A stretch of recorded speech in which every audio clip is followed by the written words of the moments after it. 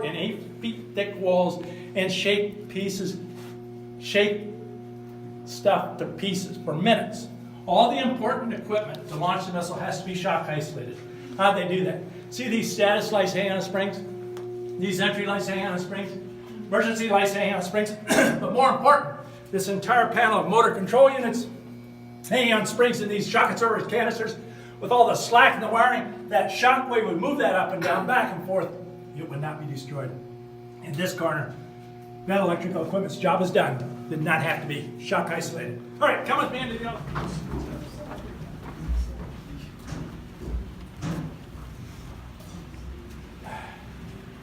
Let's let our young people stand up. Folks, we're a big group. We got chairs, so as many people can take chairs, that would be appreciated.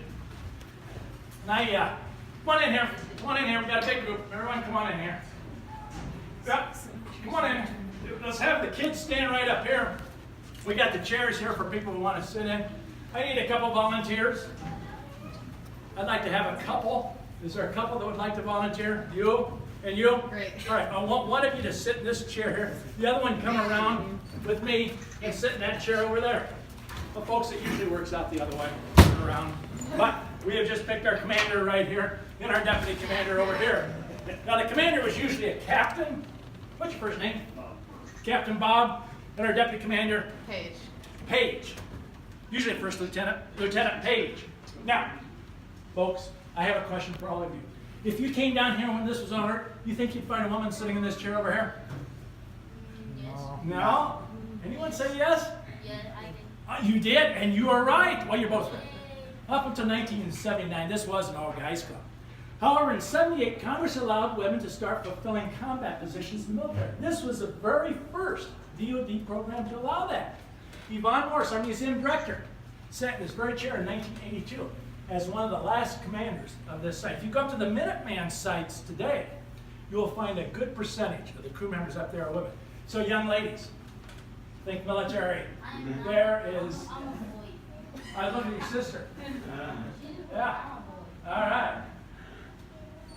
Now, I have a question for our commander. Now, we talked about the importance of shock isolation. This is the most important council here. This is your launch council. I don't see it sitting on springs. I don't see these lights hanging on springs. Where's your, oh, you got it. It's right there. There's your shock isolation there and here. Folks, we are in a 3-story building. Our 3-story building is supported by these 8 gigantic springs. When you came in here, you crossed the bridge. We are that far from these 4-foot thick walls. That shock wave would move those 4-foot thick walls. Our captain wouldn't even spill the coffee sitting right here on the council. Or knock a cigarette out of that built-in ashtray. There's a council right there. Everyone smoked back there. Now, the commander on the bottom row of lights will be able to monitor all the important components of the facility itself. Middle row lights, the important components on the RV. You guys know what the RV is? Recreational vehicle? Oh, yeah. Nothing recreational about that. That's re-entry vehicle.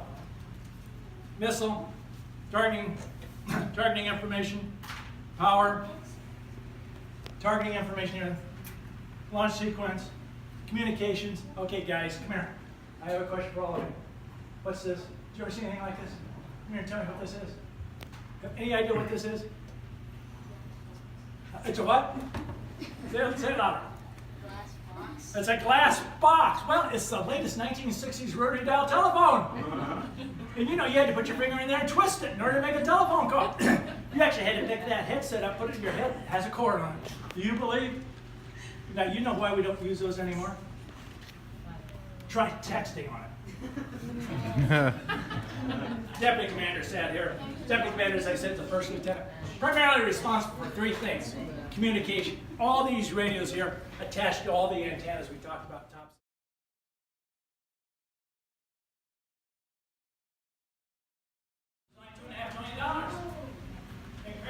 How much spit did you get flicked on it?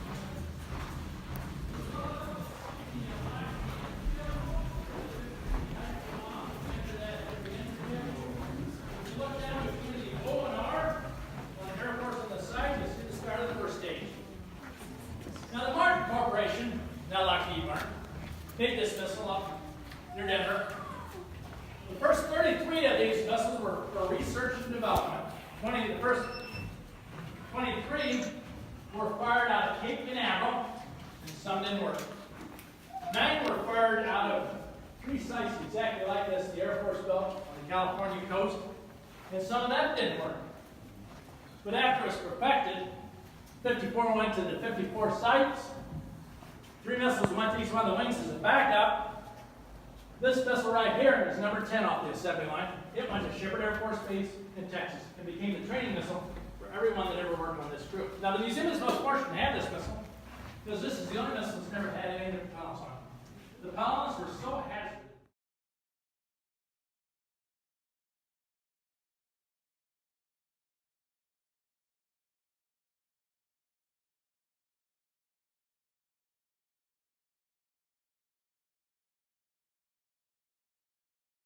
And they used them to launch big satellites.